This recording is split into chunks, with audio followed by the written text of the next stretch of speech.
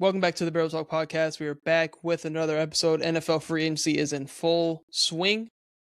We are a couple days in, and today, on Wednesday at 4 o'clock, people were officially able to be signed. And we still have a lot of movement around the league, but we still have a lot of deals that have been agreed upon, which I think is, to kind of start out the episode, I think it's stupid that deals can be agreed upon, and we'll kind of get into that whole dialogue and everything else like that. But, Cole, since you are a Raiders fan, since you kind of are the big trending crazy topic, I'm going to go ahead and let you start out with the Max Crosby and the Ravens situation and just the Raiders in general, because they've been the most active team in free agency with all the money, and they made a big time trade that is no longer a thing.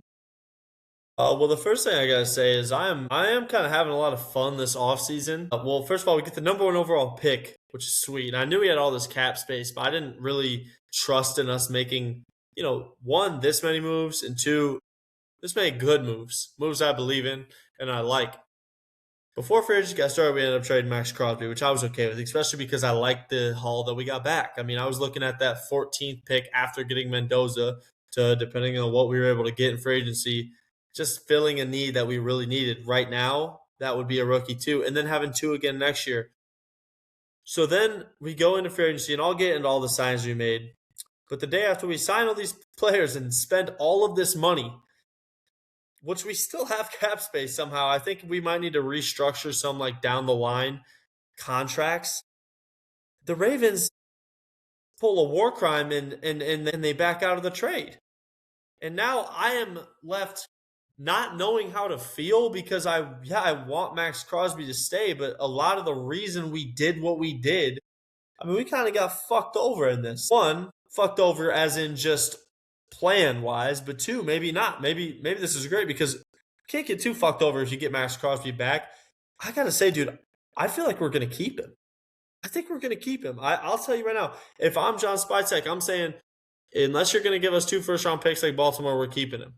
And fuck, I am so fucking pissed off about Baltimore, by the way, though, because and I don't think this is a conspiracy thing at all. Whatever, once they found out they could get Trey Hendrickson, they decided they weren't going to pass Max Crosby. You can say I'm crazy for that, and Ravens fans are trying to say they were going to get the both of them to play together.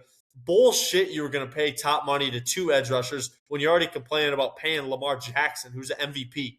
You were not going to pay both of those guys. You found out you could get Trey Hendrickson for cheaper because Lamar wasn't going for that money, and you realize you fucked up onto the free agency day. You guys did not do anything. You let your good players walk, and here you are in trouble, and you backed out of it because of a dumbass league rule of whatever the tampering window is. It's fucking bullshit. Whatever money they're going to save on having Trey Hendrickson instead of Max Crosby should be added onto the Raiders' books. That's what I believe. But regardless of if we keep him, you go ahead. I'll get into our signings after. Yeah, just to kind of touch on that, I think it's just super weird that like there's all these handshake agreements, but you can't actually sign anybody or nobody can release until this certain date and that certain date. Let's just clean it up and start free agency on the Monday anyways, if shit's going to be happening like this. But looking at Vegas standpoint, could keep them. I don't know what their cap situation is like. You would hate to see them start to lose. We haven't really heard a whole lot of light about that whole situation. If they could be just looking to try to pivot off of him, I think the second best team with the second best offer was like Dallas, I think, if I'm not mistaken. So looking at that from the Raiders' perspective, I still think it's a win, even if you bring Crosby back, even though if he doesn't fit that timeline or whatever the reason was for trading him in the first place, like you still have Max Crosby in your building with all this defensive talent around him and everything else like that, and all the guys that you've brought in. So where I'm not even fully mad at it. I think Vegas is just in a good spot no matter what. Yeah, you would have liked the 2 first rounders from the Ravens, but at the end of the day, you can still move Max Crosby. So one of the top end edge players in the league, like that's not the biggest thing. I think they're still in a good spot. I think the Ravens are super weird, and I think I do agree with you on we found out we can get Trey Hendrickson for cheaper without giving up 2 first round picks. Like, decline this deal out of nowhere, like cool, whatever. But it's just like for the Ravens' point of view, I think Max Crosby is just a flat out better player than Trey Hendrickson. Like I just think he is. Yeah. And with everything the Ravens, he doesn't have to be that, but he just is better. He's one of the best in the league. Mm-hmm. But if the whole thing was we could save money by paying Hendrickson and keep our 2 first round picks, I better see the Ravens go out and get a true number 1 receiver then. I better see them start actually doing some fucking shit. Yeah. If you were so focused on like, oh, we can get Henderson for cheaper and keep our first rounders, then let me see you go do some shit then. Let me see you get Lamar Jackson the actual true number one receiver. Because I'm sorry, the Ravens weren't yeah, Max Crosby to the Ravens was cool. The Ravens had so many holes on this roster, has is. They still don't have a true number one. They just lost Tyler Linderbaum to the Vegas Raiders. Like, they've lost some shit on both sides of the ball already in free agency. And now you're bringing in a worse player than Max Crosby. Yes, you keep your 2 first rounders and you may save some money. Let me see you do some shit with that money. And Trey Hendrickson getting that much money with how old he is already as an aging edge rusher. I know Max Crosby isn't the youngest edge rusher in the world as well, but to pay him 4 years, $112 million, like when you have so many holes on this roster as is, I was just like, I think you already brought in Jesse Minter to kind of elevate an average unit defensively. Like, I don't know. I just think the Ravens have a ton of holes. The Ravens are kind of interesting. I think the NFL definitely needs to take a look at this because if any team can just back out of a deal before Wednesday, like, what are we doing? I know, dude. I'll not spend too much time on it, but since we were the team that I would say made the biggest splash, I just want to highlight our things. And before I bring up Tyler Linderbaum, which is obviously our big signing, I think it's really important to note for anyone yelling overpay. One, if we don't go and sign a center for Mendoza or sign another lineman for Mendoza, you're going to be on our case about being cheap or not doing nothing. And two, when you win 3 fucking games in a season, you have to overpay to get good players to come to your team. No level player of Tyler Linderbaum or Quay Walker or whatever are gonna come to play for a bad team unless they get more money from the bad team than the good team. That's just the facts. That's how it's the only way to do it, and it's what we had to do with how bad we were. And shout out to John Spytek. Fucking masterclass of a day. You bring on Tyler Linderbaum to address our horrible interior offensive line. If we were the worst rushing team before contact last season, Tyler Linderbaum's going to instantly help with that. And having a rookie quarterback is huge to have a center come in with him. I love that we re-signed Malcolm Kuntz and Eric Stokes. Eric Stokes was my favorite corner we had last year. He's got legit speed. Paid him about $10 million a year, 3-year deal. I'm okay with it. We also trade for another corner in Teron Johnson. Only reason I'm happy about that move that we made is just because if a guy like Darian Porter doesn't progress in year 2 like we want him to at corner, we got some more depth there. Now, if you would have told me our day ended there, I would have said good day. But John Spytek was just fucking – he was letting checks fly. I did not know that we were going to be this aggressive defensively because we added like 9 fucking starters the other day. Nakobe Dean, he's going to be our coverage linebacker. I'm excited about it. You can say overpay all you want. Once again, we had to. Quay Walker, maybe a little bit of a down year for his standards last year, but I think him getting in a new situation could revive some of the things we've seen from him and him being a great linebacker in this league. I mean, we fucking addressed our linebacker position like no other. And before we knew Max Crosby was randomly going to come back onto our team, we also got Edge Kwity Paye, who I like what we got him for. I think he's a solid edge rusher. I'm not going to sit here and say it like we just made the craziest edge rusher replacement for Max Crosby ever. But I like it. And then Jalen Naylor, just a guy who I feel like I was always hearing his name called when we played the Vikings. So that's why I was going to get to kind of pivot into some other free agency moves. I love the Jalen Naylor pickup. I think he's just a really good, consistent wide receiver you can have out there. And the one thing I have been seeing picking up some steam, it hasn't been a done deal yet by any means, but Kirk Cousins did get released officially today. And it looks like the Vegas Raiders are having interest. Yep. Which I'm not mad at. I think we've fallen in love too much with the throwing the quarterback to the fire kind of thing. Like, if you're able to bring in Kirk Cousins with everything you've brought in, let Mendoza sit. It's going to do nothing but benefit him.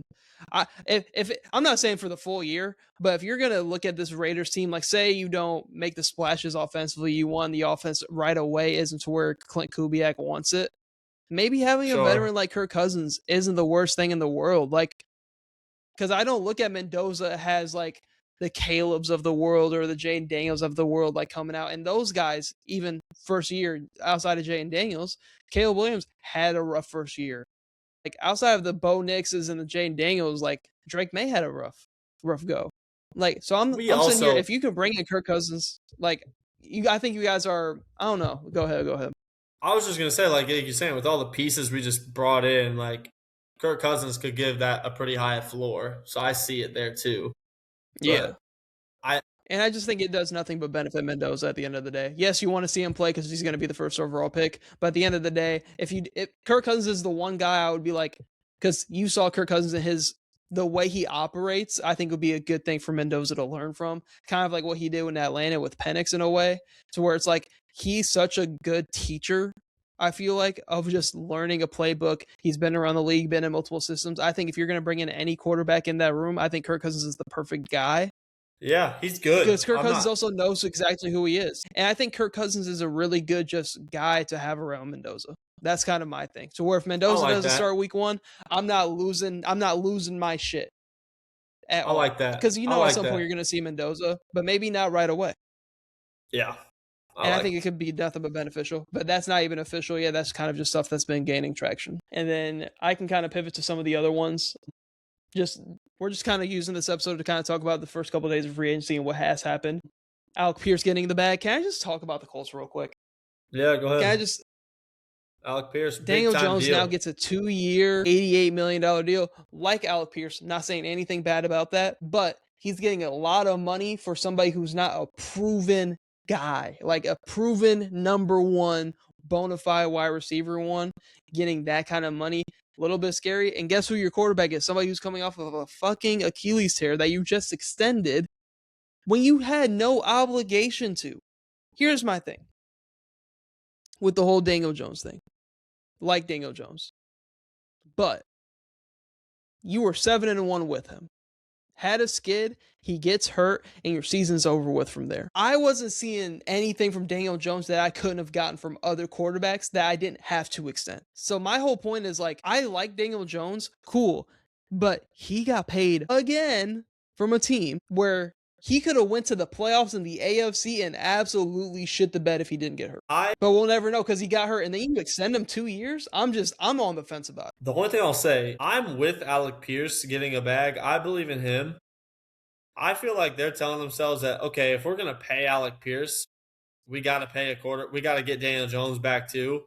Because if we just let Daniel Jones go play somewhere else and we don't bring him back, then I feel like it's almost like a waste. Like, why are you paying a receiver top dollar if you're just going to take a chance on a guy right now? Maybe they were thinking of it as that type of package deal. But I agree with you on the Daniel Jones thing. I'm not big on what they gave him. I shout out to Daniel Jones. He looked really good last year, but it's just more that injury and then that big of an amount of money. I don't love that. I think Alec Pierce, though, is a guy that's good that they're going to have. Like, he's really got some next level speed. He's a good jump ball receiver. I think he's got potential to be a 1, but I mean, you're right. He hasn't fully proven it yet. I think he definitely is a 1. If they got rid of Michael Pittman. I mean, they're all in on Alec Pierce being their guy. They got Josh Downs too, and they got Tyler Warren. So they got a pretty good group there. And JT. Yeah, so they got a really good weapons room if Daniel Jones can just get back healthy. That's where they probably are confident that with investing that level of money, still a lot of money. Still definitely a lot of money. I agree with you. The last thing I'll say is I don't think paying somebody coming off an Achilles tear when we've seen it kind of takes that year gap with Kirk Cousins and Aaron Rodgers to fully get back in rhythm from the Achilles from an athletic standpoint. And I think from passing in the pocket, Rodgers and Kirk Cousins are in a whole different world than Daniel Jones. Towards like Daniel Jones is the more athletic quarterback out of the two. So you're taking away his best skill with the Achilles, and it's going to probably take a year gap for him to get to that realm anyways. And you're a team that was 7-1 last year in the AFC. The Chiefs are coming back. The Ravens are going to be better probably. The Bills are still there. We're waiting on the Bengals to give it. Like the AFC is tough. Like, and I think the gap between Kirk Cousins in that offense and Daniel Jones in that offense isn't 2 years, $88 million worth, if that makes sense. Like, I think you could have got Kirk Cousins on a 1 year and addressed the quarterback position in next year's draft if you wanted to get younger. But it's just like, I just don't like the Daniel Jones deal with him coming off an Achilles, and he's probably going to miss most of next year, at least the start. And you're going to throw him into the fire middle of the season when it comes time to like really winning games and stringing together wins for the playoffs. I just think that's a disservice for both sides. That's just my takeaway from it. Yeah, I wanted to bring up another team that I liked what they did. I think they might have made the second or biggest splash you could say outside the Raiders. Probably right up there is the Tennessee Titans. You know, obviously they still got some work to do in the receiver room, but adding Wan'Dale Robinson coming off a good season, I like that. I like that pickup. it just kind of shows that you are trying to support Cam Ward, and I think they're still in a position where they can kind of go anywhere in the draft. But my favorite sign they made was getting John Franklin Myers on that D line. I mean, that I feel really good as a Raiders fan with him getting out of the division. And I feel like the Broncos, for being as good as they were last year and being a Bo Nix injury away from potentially making or even being a team that you think could win the Super Bowl, maybe. The Broncos were irresponsible on free agency day. So I kind of want to segue into that as well. But I did just want to shout out the Alontae Taylor pickup as well. I like him. Just cornerback depth. I mean, you're giving Robert Saleh good defensive players, and I'm all in on what the Titans did. But no, really, the Broncos missing out on Kenneth Walker and losing John Franklin Myers. I don't know, man. No, I kind of agree. I'm liking the direction that the Titans are going in. I expect them to draft a receiver this year in the first round. So I think they're going to get that receiving room up to speed. Interested to see if Tony Pollard's their back going into next year. But I think Dable, Saleh, I think they're good for the future. I think that's what's best for Cam Ward. Broncos, like you said, interesting free agency, but you're also, all these teams at the top are going to lose guys eventually. Teams are going to come paying for their guys. So it's just like, if I see a good team lose a good player, I'm not just like, oh, why didn't they keep him? It's kind of hard because you can kind of just get outbid by teams when you're a good team at the end of the day. Another one that is like just kind of naming off some like good signings. I'm glad you brought up the Wando Robinson. I think Romeo Doubs to the Patriots is a really good ad for them in that receiver room because they're not going to have Diggs next year. I think Romeo Doubs is a really good receiver to have on that team. I'm glad Rashid Shaheed got brought back to the Seahawks as well because I think, yeah, the Seahawks have lost Woolen and Kenneth Walker, but bringing back Shaheed, your special teams unit is always going to be a top end of the league with him on returns. So I think I really like that. I really thought he wanted was to bring up gonna the follow Rams Kubiak. as well. Sorry. Yeah. I really thought Shaheed was going to come to the Raiders, dude. But did you say the Rams? Yeah. Getting McDuffie and Jalen Watson. Getting both of them to help out your secondary, which was the main weak point of your team last year. Just super. I'm surprised KC lost both of them. I knew that they were going to lose one of them. I knew McDuffie could probably be traded, but losing him and Jalen Watson, I was like, damn, like that's your 1 and 2 corners. Like, it would be awesome. I was shocked they lost both of them. Like, bro. Yeah, it must be. It would be so nice. They had one need this offseason. They just took care of it in a big time way while still having a top draft pick, huh? Jeez, man. Yeah. I love what they did too. I think that's a really good shot. I like the fits. I could bring up Malik Willis to the Dolphins. Okay, let's talk Mike Evans first. Okay, I was gonna say from Mike Evans, I like it. I like it for them. There's obviously injury concerns, especially when playing for the 49ers. I think you could say that's not a good fit for a guy who's coming off an injury, but Mike Evans is still a dog. Mike Evans is still gonna bring. You think about it, there really wasn't many receivers flying around in this free agency cycle. So for the 49ers to get a guy like Mike Evans is big time, especially with last year, them being weaker after Brandon Ayuk being gone. I really like the pickup, and I also understand it from the Bucs side too. The Bucs have wide receiver depth, but I really think that's a good pickup for the 49ers. I agree. But kind of for all the same reasons that you said, interested in like the injury concerns because you're bringing in, yes, an older guy who has those own injury concerns to a Niners team that deals with that year in, year out. But I will say, putting Mike Evans next to CMC, next to Kittle when you get him back, still have Pearsall, interested to see what they do in the draft and everything else, and if they can pick up another receiver, which I think would be in their benefit, wondering what they do with Jawan Jennings, who's still a free agent. But he's like such a talented receiver and a big body out there. So in the Shanahan style offense, I'm interested to see how they utilize him. But I do think it's a good pickup at the end of the day because Mike Evans is a dog, is a really good receiver. And then pivoting to the Dolphins, looking at Malik Willis, it's like, I understand he played good in those games, but like, if you're the Dolphins and you cut to and you take on $99 million in dead cap and you decide to go pay Malik Willis for 3 years, it's just like, damn, like, especially when you could just be bad this year and let Quinn Ewers run the show for 1 year and be bad and get a quarterback next year. Now you're in the realm where like you're just gonna be having Malik Willis money. And maybe it's a long-term project guy they draft next year, but I'm just like the Dolphins, I'm just like, well, 99 in dead cap. I heavily agree with you because like it's not like their roster's really ready for him. But the good news is he's young and he's not getting paid top quarterback dollar. And I'm not saying he deserves $22 million per. It's just like I like taking a shot on him because I do kind of like I'm kind of in on him being good, but like you said, like their roster is not ready for a good quarterback. Even like even if you're gonna be like he'd have to really raise their floor or their ceiling, however you want to like twist it. Like if you're thinking of them as a team that could be a playoff team, like I mean he's gonna really have to like lift some guys up. I'm not doubting Malik Willis can be a competent quarterback, but it's more like okay on a 3-year deal paying pretty good money right now. Like, I just don't know if this was the offseason to already get back into paying big money towards quarterback. Like, I don't know. That's more what I was thinking, but If the Colts went out and got Malik Willis and pivoted off Daniel Jones to get a I'm all in on younger, that. I think that's a better situation for Malik Willis because they're more ready and more stable as a franchise than they are right now. Like, I'd be all in on him there. Exactly, because it's like weapons out. Like, and you can still pay Alec Pierce. And Yeah. Malik Willis has his receivers. Like I would like that a lot better too. They got a good play caller down there. I was drawing a blank at his name, but he's a guy who I think could get some interesting stuff in place from Malik Willis with his feet and just him being dynamic like he is.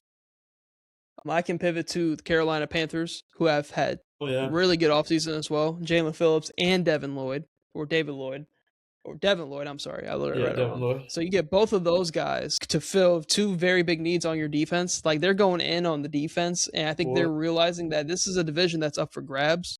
When you're looking at the Panthers and how they're assessing this offseason, being aggressive, like it must be so. I'm not a Panthers fan, and I'm a Bryce Young guy. I want to see him succeed and do well just because of what he's been through in his NFL career up to this point. But I also am like looking at it as like it must be a fun time to be a Panthers fan after being bad for so long to like, man, we're aggressive in the offseason. Like we have shit to look for. Like you're kind of in that same situation because Vegas has been better than the Panthers in the recent years. But it's just like, man, we are actually an aggressive team. We're making signings. We're making draft picks. Like it must be an exciting time to be in that situation. It is an exciting time for them because it means they're getting better. And like I said earlier, so I can't be hypocritical. Like, you got to overpay. We're not very good. They did make the playoffs, but still, like, it's the Panthers. Like, they have to overpay a little bit. But Jalen Phillips got fucking paid, dude. Yeah. Like, he got paid.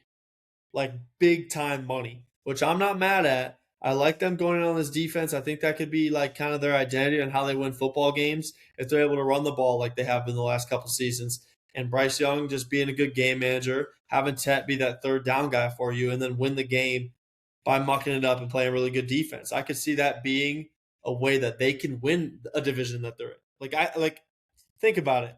If they can be the best defense in their division, which I think they might have the best defense in their division, you could argue now, especially Bryce Young take care of the football. Tet be that guy on third down, and you're able to run the ball. I know they don't have Rico Dowdle anymore, but they still have Chuba Hubbard, if I'm not mistaken. Mm-hmm. Yeah, they just paid him. And like, imagine that. Like, you can win some football games just like that and maybe enough to win the division. And that's what those fans need right now in Carolina. I love their offseason. Yeah, they're having a really good offseason. We can talk about Kenneth Walker to the Chiefs. Kind of brought that up earlier when I brought up Shaheed. They've just been missing talent in that running back room, pretty much in the Patrick Mahomes era. They never had somebody as talented as Kenneth Walker in KC at the running back position with what he's able to provide because they don't have this explosive playability out of the running back room like they're going to have with Kenneth Walker, who is legit a specialist in breaking off big plays. Now, I will say, he had a great end to the year. Obviously, Super Bowl MVP was a dog in the playoffs, but he can be a little bit up and down at times. He can be very east-west in a way in terms of running the football, and I think that it was a really good compliment with Charbonnet because he's going to be asked to be the lead guy with KC. So it's going to be interesting to see the dynamic that unfolds there. To be honest, but I do think it's a good addition for KC. It's something they needed to do. I love the signing, but at the same time, instead of paying this money, all you had to do was trade your fourth or third round pick for Breece Hall last year. And another thing too, we're not gonna have like Seattle had an elite rushing offense with Kenneth Walker being a bell cow for the whole season last year. Down the stretch, I know they did, and shout out to him for getting Super Bowl MVP. But this Chiefs offense still has holes, and Travis Kelce still is not what he once was. And I'm not gonna let this be just this big needle mover. But that being said, not to hate on Kenneth Walker for any reason, it's still, like you said, is going to be really nice for them to just have a really good running back there, which they're not used to. And I trust Andy Reid and those guys to put Kenneth Walker in elite positions like Kubiak was able to down the stretch of that season. Something else I wanted to pivot to that has come out today, pretty much an official release for Kyler Murray. Kind of similar talking to the Kirk Cousins thing of just another quarterback that is out on the market. It seems like it's a done deal that he's going to Minnesota. He's actually on his way there right now, from what reports are saying. Wait, they said it's looking like he's going there, or like it's like a meeting, physical visit meeting thing. Yeah. Okay. So everything I've heard is look at you guys, a done deal for Kyler to be a Minnesota Viking next year. And can I just say one thing? Because I talked to my dad about it. He's kind of in between, and I was at a card show this past weekend, and I was talking to a Vikings fan, and he was also up and down about it. Kyler Murray is 29 years old, has been fully recovered from the ACL. He's played NFL games post-ACL. Kyler Murray, in my opinion, is by far the most talented quarterback KOC's had. At his age and what you're going to get him for the minimum, and his age, he is somebody that I also view can play off script. Doesn't need KOC to hold his hand through the whole offense, because that's kind of what you had to do with Sam Darnold at times. Looking at Kirk Cousins in the realm of people were like, oh, we should just bring back Kirk Cousins. And I like Sam Darnold, but I also am a smart enough fan to realize we didn't have the defense that Seattle did or the run game that Seattle did to help benefit Sam Darnold. You didn't, but at times you had the defense. Yeah, we had the defense. I think the Seattle defense was 100%. 100%. But I also think they have more talent on the defensive side of the ball. And having a better run game and a more consistent O-line. And now Sam Darnold had a year of being a good high-level quarterback behind him too. And if you were to pay Sam Darnold, you wouldn't have been able to have that same caliber defense you've had the past couple of years. So it's interesting. It's an interesting topic, but it's in the past. It's done with. But I think looking at somebody like Kyler Murray is more able to play more off script, out of structure stuff, which I think is going to help the offense. I think when you look at KOC, everybody wanted to bring back Kirk Cousins. I know the story with Kirk Cousins. Why would we bring in Geno Smith when we can go get a younger Kyler Murray right here? Like, for the minimum. And I think it's looking like we're trending in that direction. I love it. that you guys said, we're going to fire this GM, and now we don't give a fuck about the fact that he drafted J.J. McCarthy. How about that? We're good now. We don't have time to wait on you, JJ. We got to win games. We should have made the playoffs last year. So kind of just talking about Kyler Murray with the Vikings, if that does happen, it hasn't been confirmed yet, but looking at Kyler Murray, I think he adds another element with his legs to the offense as well. But like I said, this is the most talented quarterback KOC has had in the offense. You brought back Brian Flores already. You're fixing some things on the defense. You could trade Jonathan Grenard. You just released Jonathan Allen and Hargrave, who went to the Packers. You're tweaking some things out on the defensive side of the ball. You lost Jalen Naylor, but this seems to me like you're going to keep Jordan Addison now because their word talks about possibly trading him going into the offseason. But you brought back Aaron Jones on a cheaper deal. You brought back TJ Hockenson on a cheaper deal. And I'm thinking now that TJ Hockenson is going to have such big bounce back season because of Kyler Murray and his connection with Trey McBride. I think you could run a lot of stuff to TJ Hockenson. But I just think your offense, this is going to be the most dynamic the Vikings offense has been. And you've had really good offenses with Sam Darnold, Kirk Cousins. But I think with an improved rushing attack through Kyler Murray, through another season of Aaron Jones, Jordan Mason, and a better unit offensively on the O-line, I think you could have just a more dynamic offense in general. And I think Justin Jefferson's just going to have a bounce back year compared to playing with J.J. McCarthy, Max Brosmer, and Carson Wentz. You're talking about Kyler Murray. We're talking about K1. We're talking about K-1. I think the Vikings are primed to have at least a top 6-7 offense next season. I'm all in with it. I like it. But let's we did something fun. At least it's gonna be fun. I didn't want Geno or Kirk Cousins or I didn't want none of that shit, man. We're talking about K1. I mean, he's definitely good, but I gotta see him back at that top level for me to fully be in on you guys being back to that 14-win level. Mm-hmm. I like it though. I would be more excited about this than any other route that you guys could have went besides maybe Malik Willis if you somehow pulled that off. But still, I love it. One other guy I wanted to mention. I'm glad you talked about your Vikings because I was wanting to ask you about them and where you were at with the JJ stuff. So I'm glad you're in on Kyler. But I really like this Travis Etienne to New Orleans. That's one I wanted to bring up. We don't got to spend too much time on it. That's one I really like. New Orleans, a team, once again, we were talking about Carolina. They're in a division that they're going to be able to have a shot at winning, especially if Tyler Shuck is able to, add on to what he already showed us from last year. I think getting a guy like a Travis Etienne coming off arguably his best season is going to be really good for that offense. And I think they're Saints fans should be happy. They're not going into the year looking like the laughing stock, so the expectations are a little higher, but they also just have a way better roster. Mm-hmm. I agree. I think the Saints ended the year on a really, really good note, sneaky note, especially in that division, because I feel like everybody beats everybody in that division. And the one streak they went on in the division to end the year was really promising and really good. And I think Kellen Moore is really proving himself as a head coach with some of the schemes he's able to. And now I'm interested to see, like, what do they do with Kamara, because you brought in ETN. Kamara could be a very interesting option for another team, like, out there, like, in free agency. So, and he's on the older side too, but I think Kamara still has some juice in the right situation. So I'm interested to see another interesting one that I'm glad in a trade that kind of kicked everything off. I love David Montgomery to the Houston Texans. He was too good to kind of be a split backfield guy. He should be more of a 75% guy. And I think they were just leaning towards the Jahmyr Gibbs route. We know what Jahmyr Gibbs is. Jahmyr Gibbs is one of the best running backs in the world. Like, we understand that. We get that. But David Montgomery, especially in the way he plays, is going to be huge for the Texans, because the Texans were not that great in the red zone in terms of rushing. They had a washed-up Nick Chubb, and we love Nick Chubb, but he was just at that point in his career where he was a little bit off the edge.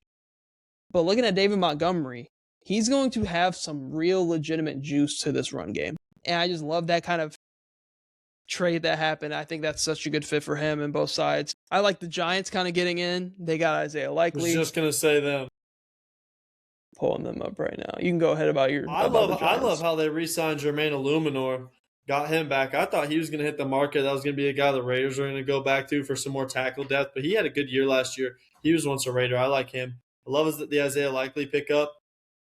I think he's a game-changing tight end. I really do. I don't think they overpaid at all. I mean, his numbers were always just not going to be in what the tax bracket he gets paid in ever, just because they ran 3 different tight ends in Baltimore. I mean, obviously Mark Andrews, and then they rotated in some other guys, just the offense they had. But Isaiah Likely, like, in a new situation, I think he's going to be just a really good addition for them. So I like what the Giants are doing.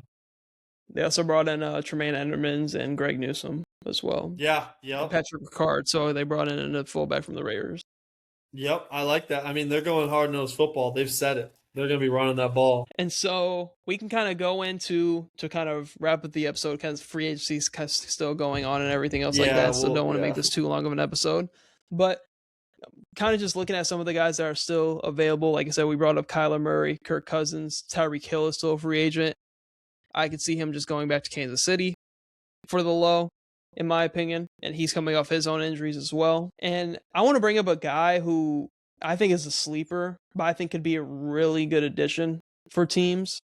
And for some reason, I love to see him in San Fran.